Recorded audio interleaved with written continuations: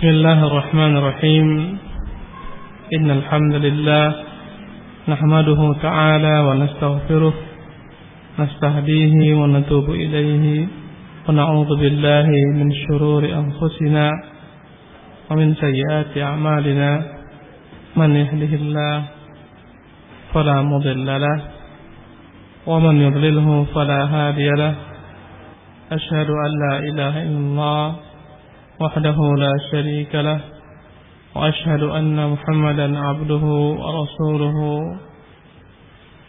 وصفيه من خلقه أشهد أنه بلغ الرسالة وأدى الأمانة ونصح الأمة وجاهد في الله حق جهاده صلوات الله وسلامه عليه وعلى آله وصحبه ومن استنى بسنته واتبع هداه إلى يوم نلقى Allah tabaraka wa ta'ala. Amma ba'du, para hadirin ikhwan yang dimuliakan Allah, insyaallah sejak hari ini kita dan ke depan bersama-sama belajar tentang ahkamul buyu', hukum-hukum yang berkaitan tentang jual beli. Dan kita akan jadikan rujukan kita dalam bahas perkara ini adalah kitab Bulughul Maram, karya monumental Al-Hafidz Ibnu Hajar Al-Asqalani rahimahullah. Ikhwani rahimanillah wa iyyakum ajma'in, betapa pentingnya bagi setiap orang mukmin untuk mengetahui perkara-perkara yang berkaitan dengan jual beli, apalagi dia seorang yang memang berkecimpung dalam usaha-usaha jual beli, bisnis. Kalaulah orang tidak mengetahui perkara-perkara jual beli yang diatur dalam agama, rukun-rukunnya, syarat-syaratnya, mawani'nya, penghalang-penghalangnya menjadi sah, dia akan tergelincir. Setiap orang yang tidak mengetahui tentang jual beli yang syar'i, dia tergelincir imma dalam perkara riba, imma dalam perkara gharar, jual beli yang tidak jelas, imma dalam perkara al-ghish, tipu menipu. Maka tidak selayaknya bagi seorang yang dia berkecimpung dalam usia dagang dan berkecimpung dalam usaha dagang, jual beli dan seterusnya, tidak memahami perkara-perkara ini. Dan Umar bin Khattab radhiyallahu ta'ala anhu ketika masuk ke dalam pasar, dia meneriakkan, jangan sampai ada di pasar kita ini berjual beli orang-orang yang tidak paham tentang hukum jual beli. Karena orang jika tidak paham hukum jual beli tergelincir imma dalam riba atau dalam gharar, jual beli yang enggak jelas. Salah, ini akan menimbulkan perselisihan kelak ke belakang, atau dalam jual beli yang dalamnya ada unsur penipuan atau seterusnya. Dan jika antum melihat susunan Al-Hafidz Ibnu Hajar ketika menyusun bab per bab, perkara jual beli ini diatur beliau ditempatkan babnya setelah selesai membahas tentang perkara ibadat. Orang setelah beribadah,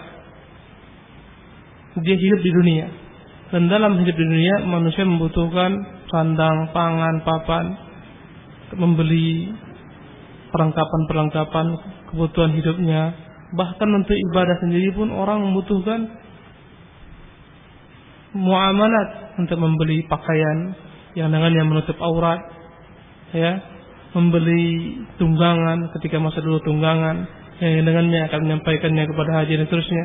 Tetap jadi manusia setelah menyelesaikan perkara-perkara ibadah wajib didukung dengan perkara-perkara muamalat, karena dia perkara yang mendasar, kebutuhan yang mendasar.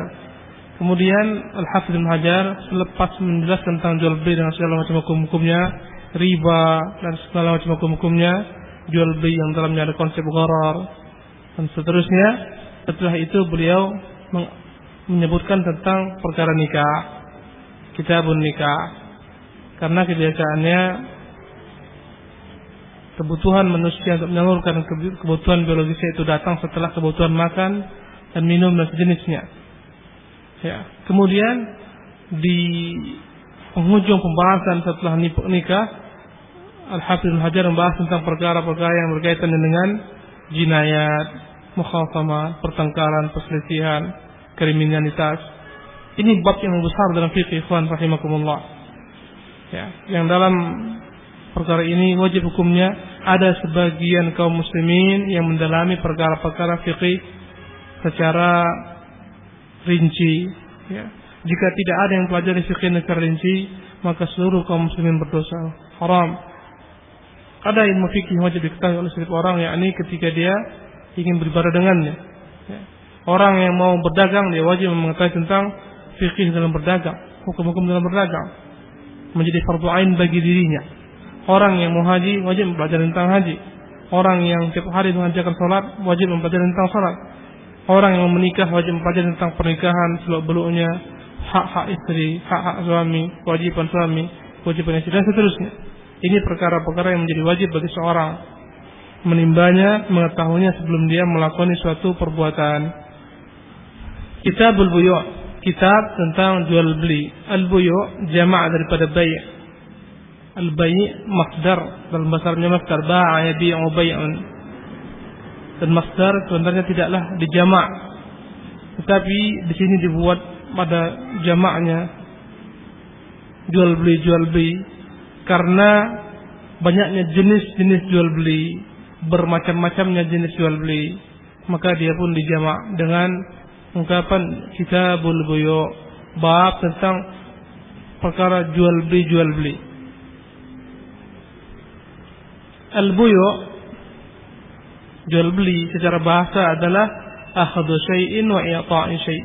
Jual beli secara bahasa adalah mengambil sesuatu, memberikan sesuatu. Itulah secara bahasa. Jual beli secara bahasa adalah mengambil sesuatu dan memberikan sesuatu. Itulah jual beli. Mengambil barang, memberikan uang. Dahulu kala barter barang, ya. Mengambil beras, memberikan misalnya kentang dan seterusnya. Terambil dari kata-kata ba'a yabi'u. Al-ba' maknanya adalah mengulurkan tangan, karena kebiasaannya orang ketika berjual beli saling mengulurkan tangan. Yang satu mengulurkan tangan dengan memberikan barang yang akan dia tukar dengan barang yang lain yang akan diambil, masing-masing mengulurkan tangannya. Makanya jual beli juga disebut dalam bahasa Arab dengan safaqah. Safaqah yakni artinya bersalaman, karena masing-masing ya, mereka menyepakati transaksi, menukar barang dan seterusnya untuk saling memiliki. Biasanya mereka bersalaman sejenisnya. Adapun tinjauan syariat jual beli itu adalah mubadalatu malin bimal liqasdit tamalluk. Jual beli dalam agama kita, dalam tinjauan syariat adalah mubadalatu mal bimal, pertukaran harta. Pertukaran harta dengan harta. Liqasdit tamalluk, dengan tujuan untuk saling memiliki satu sama lainnya.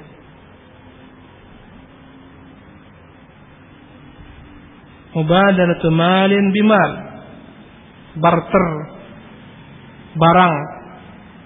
Liqasdit tamalluk, tujuannya masing-masing ya, agar barang yang ditukarkan dimiliki sahabatnya dan barang yang diambil dari sahabatnya menjadi miliknya. Kemudian bima yadullu alaihi min siyaghil aqdi al-qawliyah, yang mana barter ini ditandai dengan adanya akad yang berbentuk perkataan seperti ini ku jual, yang satu berkata ini ku beli, ataupun ditandai dengan bentuk perbuatan. Contohnya satu memberikan tanpa berbicara, dia berikan, dan satu mengambil, kemudian dia berikan miliknya. Inilah dia definisi jual beli. Mubadalatu mal bimal, pertukaran suatu harta dengan harta yang lainnya. Liqasdit tamalluk, dengan tujuan agar masing-masing harta yang ditukarkan menjadi milik. sahabatnya yang mengambil. Atau kita ringkas, barter suatu barang yang bernilai. Karena harta itu umum sifatnya. Uang itu harta, benda-benda lainnya pun harta, ya. Beras harta, buah-buahan harta. Ketika terjadi barter, baik dia barang dengan barang atau barang dengan uang, ini semuanya jika dimasukkan untuk saling memiliki satu sama lainnya, maka disebut dengan jual beli. Yang ditandai dengan adanya apa? Persetujuan masing-masing belah pihak, baik dalam bentuk perkataan seperti bi'tuka, aku jual kepadamu. Dia berkatakan ishtaraitu minka, aku beli darimu. Dengan perkataan akad yang ditandai dengan perkataan yang disebut dengan ijab dan qabul. Baik dalam pernikahan ada ijab qabul, dalam perjualbelian pun harus ada ijab qabul. Ijab yang satu mewajibkan kepada temannya untuk ditukarnya barang, yang satu qabul menerima pertukaran tersebut. Baik ditandai jual beli tersebut dengan sirah yang berkaitan dengan perkataan ataupun dengan perbuatan. Antum masuk ke plaza, ambil semua barang yang antum mau, taruhkan ke kasir tanpa ngomong sama sekali. Kasir menghitung pakai kalkulator atau komputer. Antum ambil barang, dia ambil uang. Nggak ada perkataan. Sahkah jual belinya? Sah menurut pendapat yang paling rajih, yang disebut dengan nama bai'ul mu'athah. Jual beli saling memberi tanpa ada sama sekali perkataan, tanpa sama sekali ada ucapan-ucapan. Ya, selama memang ditandai dengan keridhaan masing-masing, dia jalan. Jual beli ini ikhwan rahimakumullah adalah perkara yang dibolehkan, didukung oleh dalil daripada Quran, Sunnah, ijma', qiyas, semuanya ada padanya. Dalam Al-Quran Allah katakan dalam surah Al-Baqarah ayat yang ke-275, wa ahallallahu al-bai'a, dan Allah menghalalkan jual beli. Ini menunjukkan jual beli itu dihalalkan oleh Allah SWT. Ini menunjukkan ikhwan agama kita bukan hanya ibadat, tapi ada muamalat. Dalam Al-Quran banyak sekali Allah jelaskan perkara jual beli, utang piutang, subhanallah. Agar jangan sempit pemikiran kita anggap ibadah hanyalah sekedar sholat, puasa, zakat, haji. Akhirnya sebagian kaum muslimin menganggap kalau di luar masjid bukan ibadah lagi. Ketika di kantor korupsi waktu, korupsi uang dengan jabatannya, manipulasi data. Dianggapnya ini nggak masuk ke dalam apa? Cakupan ibadah. Dikiranya ibadah itu sholat saja, puasa, haji. Udah masuk ke PT nggak ibadah lagi. Akhirnya ya dampaknya apa? Ya penipuan, curi barang, seterusnya. Dalam Al-Quran Allah katakan wa ahallallahu al-bai', Allah halalkan jual beli. Subhanallah. Dalam sunnah Rasulullah SAW, Imam Bukhari dan Imam Muslim, Rasulullah bersabda, al-bayyi'ani bil khiyar ma lam yatafarraqa. Kedua belah pihak, baik pembeli maupun penjual, memiliki hak untuk khiyar. Arti khiyar, hak untuk meneruskan akad atau membatalkan akad. Malam yatafarraqa, sebelum keduanya berpisah. Ini kata Rasulullah. Kalau antum masih dalam satu majelis, walaupun dah antum bayar dan dia telah ambil, tapi belum berpisah, antum boleh batalkan penjualan atau pembelian. Boleh antum katakan, afwan akhi, saya batalkan aja lah, saya kayaknya ada hajat lain, saya minta uangnya. Boleh, boleh. Selama masih dalam satu majelis, kata Rasulullah, al-bayyi'an, masing-masing kedua belah pihak dari pembeli maupun penjual bil khiyar, memiliki hak untuk melanjutkan transaksi ataupun membatalkannya. Malam metafarraqa, sebelum kedua-duanya berpisah. Kalau udah berpisah, selesai. Enggak ada lagi saya nyesal, balikkanlah. Enggak ada. Kecuali jika memang yang menjual ridha untuk menerima kembali barang miliknya. yang disebut dalam bahasa Arabnya al-iqalah. Al-iqalah adalah ya penyesalan yang timbul dari salah satu daripada kedua belah pihak, baik pembeli maupun penjual, yang akhirnya mereka mengembalikan akad kembali, menarik akad kembali, membatalkan akad. Ya, kalau andai kata yang satu menerima, namanya al-iqalah, tapi tidak wajib dia terima. Kalau dia katakan enggak bisa, antum udah beli, enggak bisa lagi antum balikkan. Ada hak dia, ada. Enggak bisa ketika itu salah seorang memaksakan, tidak balikkan uangku, enggak bisa. Subhanallah. Kadang-kadang orang enggak pahami itu. Udah diambil barang, lama-lama di rumahnya datang, ala Pak, saya minta aja kira-kira uang saya balikkan lagi barang. Penjual punya hak mengatakan enggak bisa, barang udah komplit. Ya. Kalaupun andai kata dia mau berbuat bakti, berbuat kebaikan, dia katakan ya udahlah enggak apa-apa lah, sini uangnya, ini barang mau ambil. Sini barangnya, ini uang mau ambil. Boleh? Boleh, dan dia dapat pahala. Tetapi tidak wajib baginya. Tetapi kalau masih dalam satu majelis, maka kedua belah pihak boleh melanjutkan penjual belian atau membatalkannya. Intinya dalil daripada sunnah tentang adanya jual beli. Adapun ijma' sepakat kaum muslimin semuanya tanpa ada terkecuali membolehkan jual beli.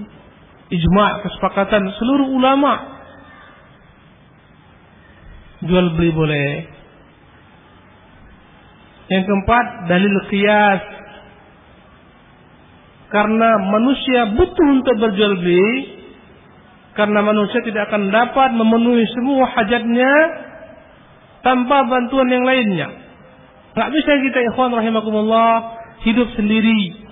Mau pakaian, antum tanam kapas dulu. Setelah kapasnya tumbuh, ya, jadi bagaimana antum punya pakaian ketika menanam kapas? Telanjang. Tanam kapas dulu. Setelah tanam kapas, mulailah dijalin, ya, jadi benang.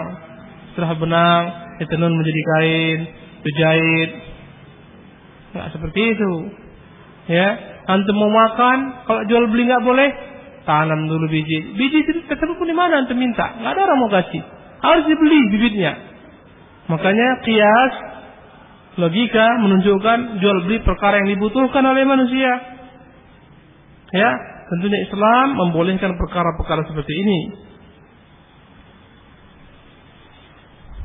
Adanya kebutuhan, berbedanya kebutuhan. Kenapa terjadi jual beli? Berbedanya kebutuhan. Ya, yang satu butuh beras, yang satu butuh sayur ketika dulu kala kan. Ya. Kemudian berkembang dengan uang dan seterusnya. Dengan uang orang bisa membeli segalanya. Dijadikanlah uang sebagai ya, ini alat pertukaran jual beli dan seterusnya. Ikhwani rahimakumullah. Adapun sighah dalam jual beli tadi kita bahas, ya.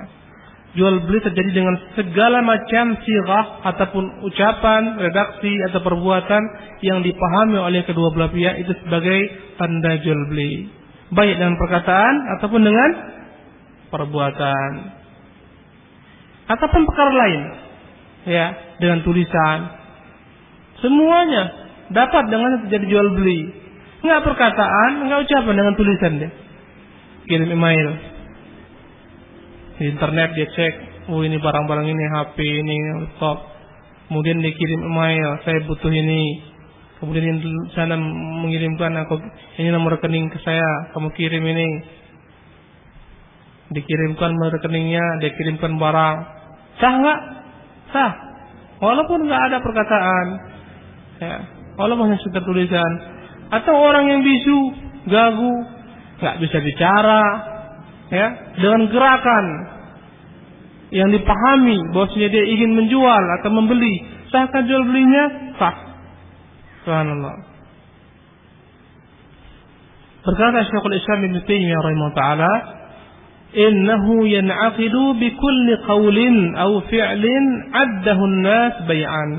Jual beli itu terjadi dengan segala macam akad, baik dalam bentuk perkataan ataupun perbuatan yang dianggap manusia adalah merupakan cara berjual beli. Lianna Allah lam yata'abbadna bi alfadhin mu'ayyanah. Karena Allah tidak pernah perintahkan kita dalam berjual beli dengan suatu lafaz yang kita beribadah dengannya harus dengan lafaz itu. Enggak ada. Enggak ada. Lain dengan salat, enggak boleh antum ganti Allahu Akbar dengan Allahu A'zam. Enggak. Kita beribadah dengan lafaz Allahu Akbar, dengan Fatihah dan sejenisnya. Enggak boleh terjemahan.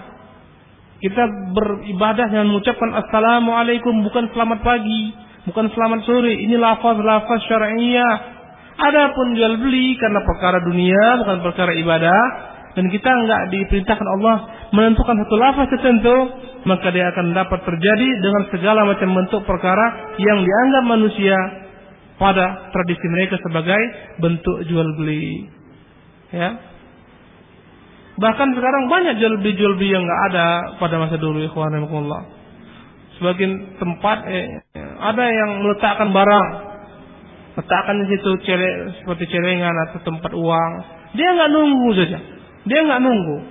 Orang ambil, dia tuliskan satu item harganya 500. Ya, apakah dia buat atau 1000 perak atau yang lain-lainnya. Antum ambil, taruhkan uang. Jadi jual beli. Ya kan? Allah. Banyak jenis-jenis jual beli, ya. Seperti sekarang ala-ala canggih, antum mau minuman tertentu, ya antum tinggal masukkan uang, dia tulis 10.000 ini barangnya. Masukkan uang, tekan tombol, keluar apa yang antum inginkan. Sah kan jual belinya sah. Ya, karena itu dianggap manusia sebagai bentuk jual beli. Baik. Dan perlu diketahui ikhwan dalam kaidah bahwasanya asal muasal perkara muamalat dan adat istiadat adalah halal dan mubah. Saya ulangi kembali. Ini penting sekali. Hukum asal muasal perkara-perkara muamalat maupun perkara-perkara adat istiadat, hukum asalnya adalah mubah dan halal. Hukum asal muasal segala macam bentuk muamalat maupun adat istiadat adalah halal dan mubah. Selama enggak ada larangan, silakan buat, silakan kerjakan. Apapun cara antum berjual beli, apapun bentuk adat istiadat, silakan buat selama tidak ada larangan. Maka Islam datang bukan untuk menghancurkan semua adat istiadat. Perkara adat istiadat yang tidak bertentangan dalam agama, jalan, silakan. Tetap dihalalkan, dibolehkan. Ya. Cara berpakaian, membeli pakaian, jenis pakaian, bentuk pakaian, selama enggak bertentangan dalam agama, enggak dilarang, boleh. Dan terbatas yang dilarang, seperti pakaian dilarang transparan, menampakkan aurat. Yang dilarang membentuk tubuh ketat. Yang dilarang meniru pakaian orang-orang kufar. Yang dilarang meniru pakaian lawan jenisnya. Dia laki-laki meniru pakaian perempuan dan seterusnya. Selain yang dilarang ini silahkan. Enggak ada panduan mengenai masalah bentuknya, warnanya. Allahumma illa kecuali warna-warna tertentu yang dianggap bukan milik laki-laki seperti warna kuning yang dicelup dengan za'faran, tidak bagi laki-laki untuk memakainya, pakaian perempuan. Sedikit yang dibatasi. Demikian juga dalam perkara muamalat, berjual beli, bertransaksi bisnis, membuat tata cara baru dalam berjual beli. Ini hukum asalnya adalah jual beli. Jika dianggap bisa jual beli, maka dia pun jual beli. Antum naik di bus, misalnya di Jawa, Jakarta. Antum diam aja. Datang orang bagi-bagi permennya. Semua orang kasih permen. Kalau antum nggak paham bahaya. Tapi orang Jakarta paham itu jual beli. Yang rela kasihkan uang, ambil barang, yang rela balikkan sama dia. Dia kadang-kadang bawa nota, macam-macam dia bawa. Buku-buku. Kalau antum dari kampung nggak pernah paham, ya istri mereka, masya Allah baik kali orang Jakarta ini, semua diberi. Ya, semua datang masuk dalam bus, semua orang dia beri. Tiap bangku berinya satu-satu. Kalau antum nggak pernah paham adat istiadat mereka, antum mengatakan alhamdulillah, syukur kali dikasih. Padahal kalau antum mau ambil itu harus bayar, karena kelak sudah dari belakang dia ke depan menagih kembali. Subhanallah. Ini jual beli kan ya? Jual beli. Sah? Sah. Ya. Apapun cara yang antum buat, antum sekarang jualan kemana-mana, keliling-keliling, pakai mikrofon, nawarkan produk, silahkan. Antum buat dalam internet, antum punya itu? Internet itu apa namanya itu? Ya. Silahkan antum buka website, boleh. Karena hukum asal segala macam bentuk perkara muamalat adalah apa tadi? Halal dan mubah. Sebagaimana hukum asal semua adil istiadat adalah halal dan mubah. Apa dalilnya bahwasanya hukum-hukum jual beli, hukum-hukum muamalat maupun ibadah itu adalah perkara mubah hukum asalnya? Firman Allah Subhanahu wa taala dalam surah Al-Baqarah ayat 29, "Huwallazi khalaqa lakum ma fil ardi jami'a." Dialah yang telah menciptakan untuk kalian semua yang terdapat di muka bumi ini. Allah ciptakan semuanya. Untuk siapa? Untuk kita. Silakan manfaatkan, silakan digunakan. Ya. Semua barang-barang yang Allah ciptakan silakan manfaatkan, silakan gunakan. Semua adat istiadat yang ada di masyarakat berkembang silakan gunakan, manfaatkan, selama tidak ada apa tadi? Tidak ada apa? Larangan. Barang siapa yang mengatakan ini haram, mintakan apanya? Dalilnya mana? Siapapun yang mengatakan perkara muamal ini haram, mintakan kepada dia mana dalilnya yang mengharamkan. Ya. Perkara adat istiadat, dia katakan adat seperti ini haram, mintakan dalilnya. Dari mana keharamannya? Apa dasarnya? Kalau nggak ada dalil, jangan haramkan.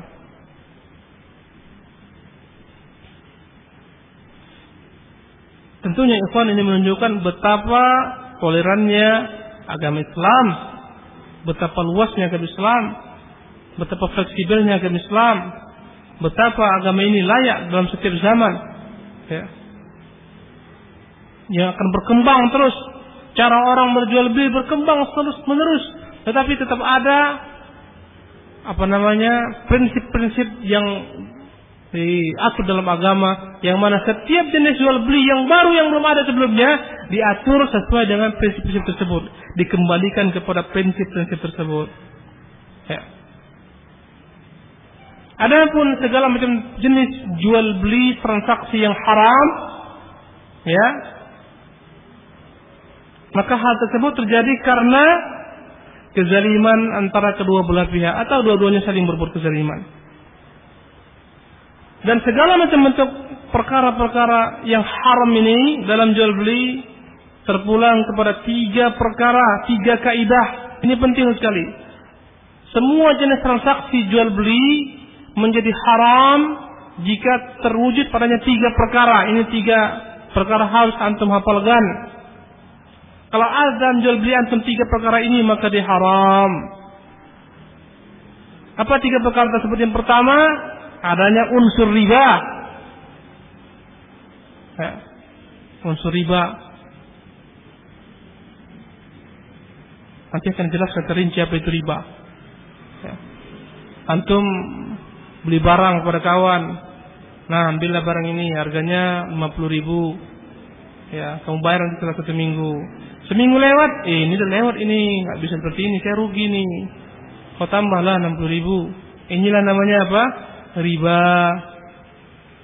Riba nasiah. Karena bertambah zaman, bertambah uang. Subhanallah. Ini riba. Yang kedua, adanya unsur gharar dan jahalah. Apa itu gharar? Enggak jelas dia. Jahalah. Apa itu jahalah? Ya, tidak diketahui secara pasti ukurannya, bilangannya, jenisnya. Itu namanya gharar. Antum datang ke kolam, dalam itu ada ikan, nampak-nampak loncat-loncat, tapi nggak tahu berapa pasti gitu dalamnya. Akhirnya antum bilang, "Adalah saya tawar aja lah seluruh yang dalam kolam ini harganya sekian, 500.000." Kemudian berkata ketiga itu penjual, silahkan aku ridho dengan harga tersebut. Dia ambil uang, Silahkan tangkap ikan itu, ditangkap ternyata cuma 50.000 semuanya. Rugi dia. Atau sebaliknya ketika ditangkap, Masya Allah sampai 1 ton jumlahnya. Yang seharusnya harganya mungkin 1.500.000, tapi dihargai dengan 500.000. Ini ada namanya unsur apa? Gharar. Atau antum bilang, saya punya kuda hilang ini sekarang. Siapapun juga yang mendapat kuda tersebut, ya, dia katakan, aku ada kuda hilang ini. Siapa yang mau beli kuda tersebut? Ya. Tapi dengan syarat dia cari sendiri, bayar sekarang. Berapa harganya? Kalau kuda harganya sampai 5 juta, ini karena kudanya lari, adalah bayarnya 2.500.000. Ya, antum bayar sama dia, carilah kuda itu. Ini jual beli yang namanya gharar. Burung kutilang antum yang mahal itu, burung kutilang. Lepas dari sangkarnya, ada yang sur, udah lepas, biar saya beli aja lah burung itu. Lepas tapi iya biar saya cari, dapat untuk saya. Ya, dapat untuk saya, ini saya beli harganya sekian. Ini nggak boleh. Namanya bai'ul gharar, jual beli yang nggak jelas. Dalam goni itu entah apa, ya, dalam karung itu entah apa, yang kita kenal dengan istilah apa? Beli kucing dalam karung, entah dalamnya kucing, entah anjing, entah ular, pokoknya belilah ini. Ya, memang itu dalam sebagian tempat, Masya Allah, jual beli seperti itu. Kecuali jika memang dapat ditaksir, dan biasanya nggak jauh beda-bedanya, dapat ditaksir. Ketika itu intafal gharar, hilanglah ketidakjelasan. Orang yang berpengalaman, dia lihat kebun ini udah memerah buah-buahnya, dia taksir saja. Nah, setiap batang sekian. Oke, harganya sekian. Biasanya setiap batang ini sekian tandan, biasanya sekian kilo juta jumlahnya. Dia taksir. Memang biasanya nggak besar sekali selisihnya. Boleh nggak? Boleh. Andai kata dapat dia taksir, dan dengan itu hilanglah gharar, maka boleh. Jadi ikhwan, ada 3 perkara tadi yang merusak jual beli menjadi haram. Semuanya karena ada unsur kezaliman padanya. Yang pertama ada apa tadi? Ada unsur riba. Ya. Dengan segala macam jenisnya akan dibahas nanti. Yang kedua ada unsur mugharar atau jahalah. Kabur dia, nggak jelas dia. Nggak jelas, barang yang nggak jelas, harganya pun nggak jelas. Berapa nih Pak? Alah, udahlah kebawa aja lah ini. Berapa nih Pak? Bawa aja lah, nanti berapa kebayar serah. Dibayar kawan itu 500 perak. Misal, gharar, tentukan harga sebelum berpisah. Baik ghararnya dalam al-mabi' atau al-muthman yang dibeli, ataupun dalam harga. Antum mau beli barang, dia tanya, cash atau kredit? Nah, ini motor jika antum beli harganya cash, harganya 5 juta, antum cicil 1 tahun harganya 6 juta. Ya, antum pilih apa? Pokoknya aku belilah motor ini, terserahlah. Enggak ditentukan, gharar. Apakah cash atau kredit? Ini gharar. Nah, yang ketiga, ikhwan rahimakumullah, jual beli akan menjadi haram, ada unsur kezaliman jika terdapat padanya unsur al-khida' wa taghrir, tipu muslihat, penipuan. Mau kurban nih, mau kurban, atau orang mau beli kambing, supaya berat kambing itu dalam keadaan menyusu, nggak ada perah susunya, dibiarkan aja, membengkaklah dia karena dalamnya banyak susu, ditimbang jadi berat. Ini namanya apa? Unsur penipuan, tipu muslihat. Nggak boleh. Antum jual buah, entah rambutan, entah manggis, tumpuk-tumpuk, yang di atasnya bagus-bagus semua, yang paling bawah ada busuk, nggak layak dipakai, nggak layak dimakan. Ya, kalau orang lempar pintas, sebagus sekali nih, dalamnya yang busuk-busuk dia simpan, dia sembunyikan, tidak dia beritahu. Ini namanya apa? Unsur khida', tipu menipu.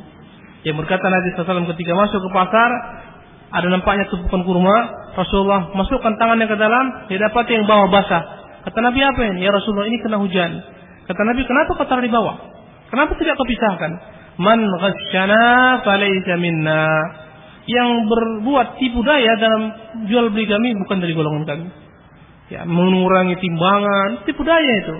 Antum beli di hadapan mata antum 1 kilo, sampai di rumah 8 on atau 9 on, ini khidah, hilang keberkahan semua.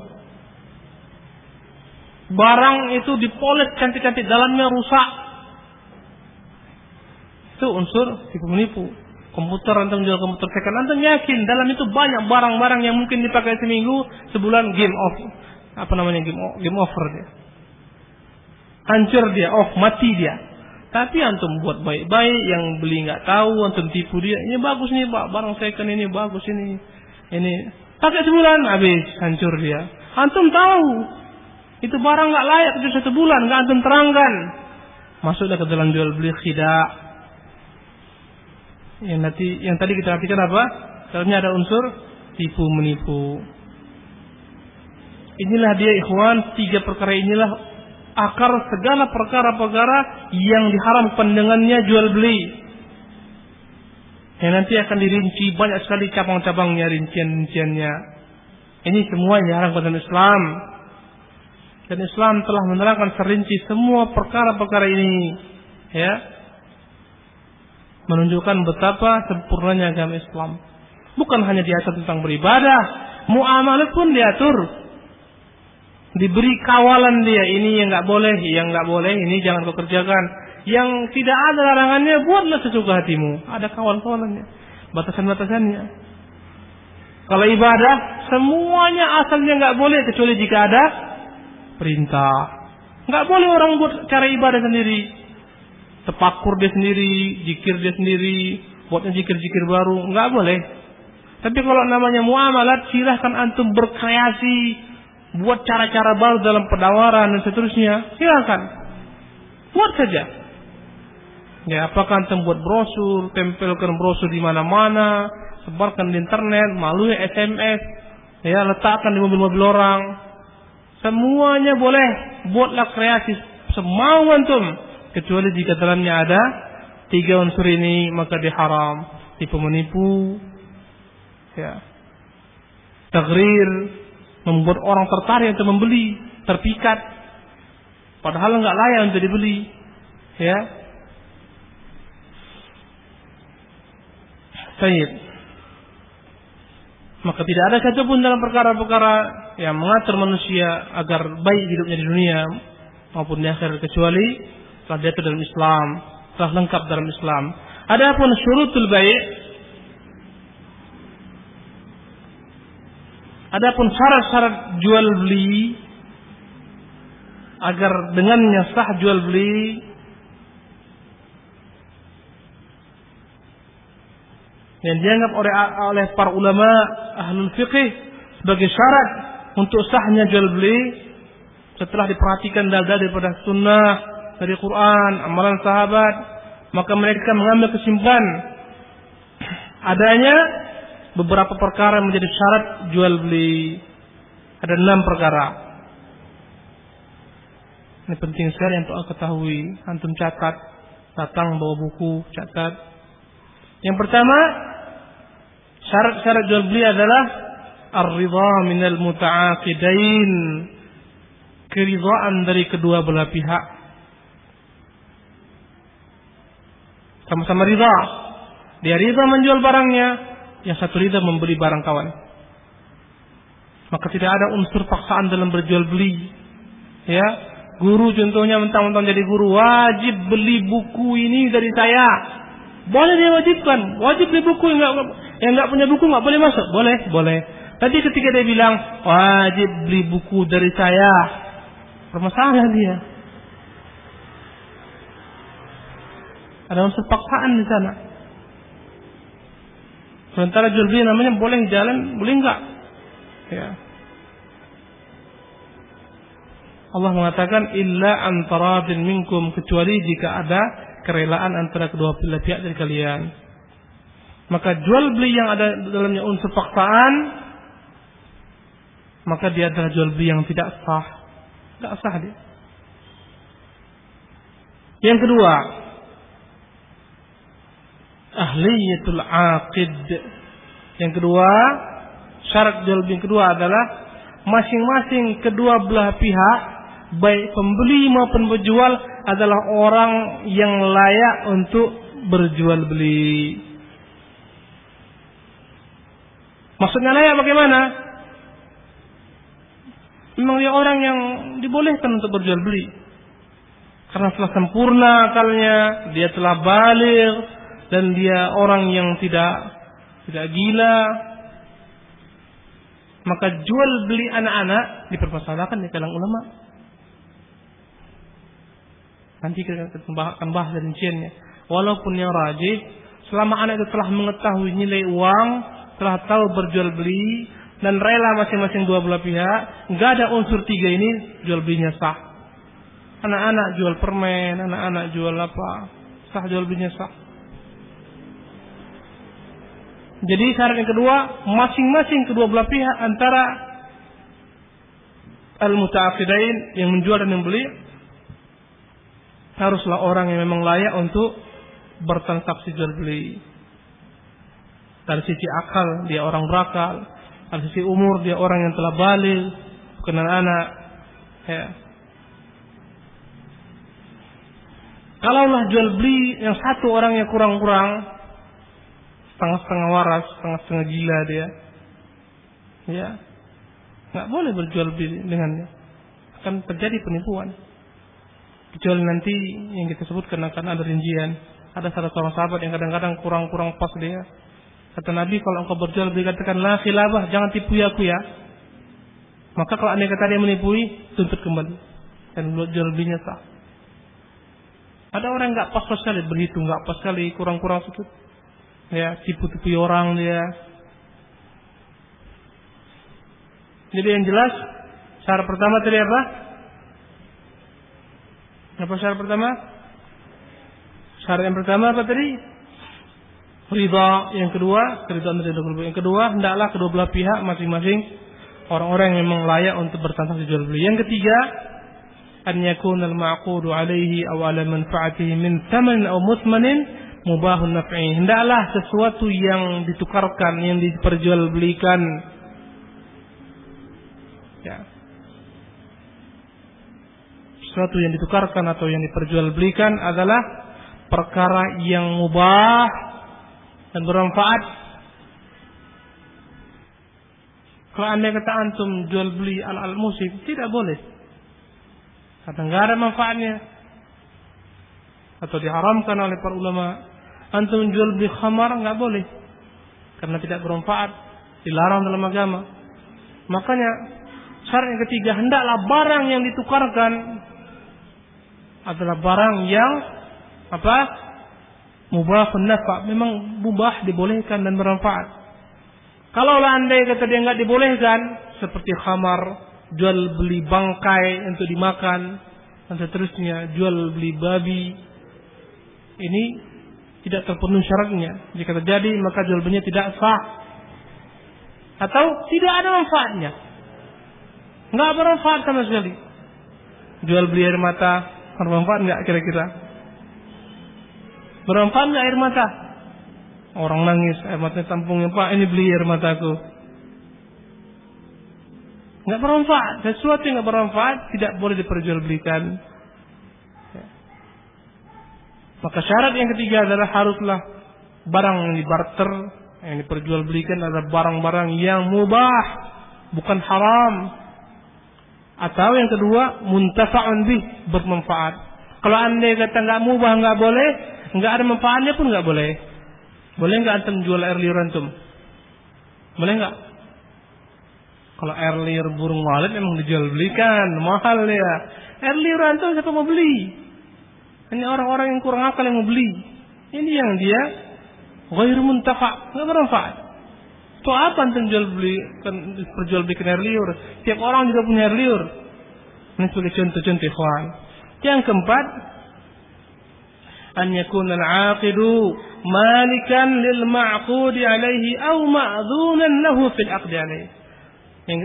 Syarat yang keempat, hendaklah orang yang bertransaksi atau orang yang menjual barang tersebut, ya, baik dengan menukarkannya barter barang, atau satu pakai uang, yang satu lagi pakai barang. Pokoknya Hendaklah orang yang menjual beli ini, yang memperjualkan barangnya, benar-benar pemilik barang tersebut, atau dia dapat izin dari sang pemilik untuk menjualkannya. Maka tidak boleh seorang menjual barang yang bukan miliknya, atau menjualkan barang milik orang lain tanpa pengetahuan orang tersebut. Ini syarat yang keempat. Hendaklah barang yang dijual itu barang memang milik kita sendiri, atau minimal dapat izin dari pemilik barang untuk kita jualkan. Komputer orang, laptop orang, antum jual, bahaya itu. Mobil orang sedang parkir, antum tempel dijual, hubungi nomor handphone antum. Masalah itu. Bukan milik antum. Ya. Maka ini syarat jual beli. Bahwasanya pemilik barang benar-benar menguasai barang tersebut miliknya dan dapat dia kuasai. Terkadang ada milik dia tapi nggak dia kuasai. Misalnya di tangan seorang preman, dia jualkan barang tersebut. Saya punya mobil nih Pak, tapi tangan preman itu, kalau Bapak mau beli silakan, nanti ambil sendiri. Itu nggak dia kuasai. Atau barangnya yang lepas tadi, burung yang lepas nggak dia kuasai, kudanya yang lepas. Barang yang memang miliknya dan dia kuasai. Ya. Dia dapat menunjukkan bahwasanya barang itu miliknya. Baik dengan membawa barang tersebut, ya, dengan segala macam bentuk surat menyuratnya atau sertifikatnya, tanah ini milik saya, ini dia sertifikatnya ini. Ya. Dan dapat dia serahkan, ini saya serahkan sertifikatnya kepada antum, ini ambil. BPKB motornya ini ambil. Memang tanda memang dia miliki. Dan tanda kepemilikan itu berbeda-beda sesuai dengan barangnya. Kalau bukan dia miliki, boleh juga dijualkan dengan syarat apa? Izin dari pemilik. Nanti akan dibahas bagaimana jika seorang menjualkan sesuatu barang tanpa izin daripada pemilik. Tapi ketika dia barangnya laku dan pemilik akhirnya izin, boleh enggak? Nanti akan dibahas. Berapa dah? 4. Yang kelima, an yakunal ma'qudu alaihi maqdurun ala taslimih.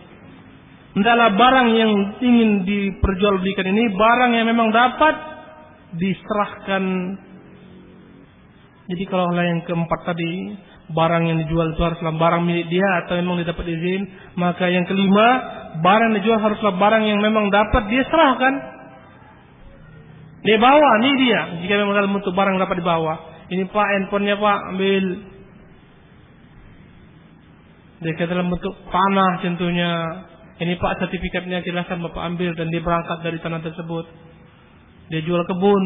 Pak, ini kebunnya, ini sertifikatnya, ini kami keluar Pak, ambil silakan. Gak mungkin dia bawa kemana-mana kebun. Ya, gak mungkin dia bawa kemana-mana rumah. Yang keenam, dan ini yang terakhir, ikhwan rahimakumullah, an yakuna al-mabi' was-saman ma'lumain lil-ba'i wal-mushtari. Hendaklah barang yang dibarter, ya, atau harga dalam berjual beli adalah barang ataupun harga yang diketahui dengan jelas bagi kedua belah pihak, baik pembeli maupun penjual. Tidak sah jual beli yang enggak jelas berapa harganya. Berapa ini Pak? Alah bawa aja lah. Enggak sah deh. Jelaskan. Maka segala macam perkara jual beli yang kembali kepada 3 prinsip tadi, ada unsur jahalah, enggak jelas. Ada unsur gharar, ya, jahalah atau gharar. Yang kedua ada unsur riba. Yang ketiga ada unsur penipuan. Maka dengan inilah seluruh jual beli itu terlarang. InsyaAllah akan datang rinciannya dan akan datang. Wallahu ta'ala alam. Wa sallallahu wa sallam ala nabiyina Muhammadin. Wa akhir da'wan alhamdulillahi rabbil alamin. Yang datang antum upayakan bawa kitab Bulughul Maram. Ya. Cari kitab yang terjemahannya pun ada. Bulughul Maram terjemahan saja. Kalau enggak, ya antum bawa buku lah, catat-catat sedikit supaya antum pulang nanti ada yang terbawa. Kalau enggak, yakinlah lupa semua ini. Wallahu ta'ala alam. Aqulu ma tasma'un wa sallallahu wa sallam ala Muhammadin. Wassalamu alaikum warahmatullahi wabarakatuh.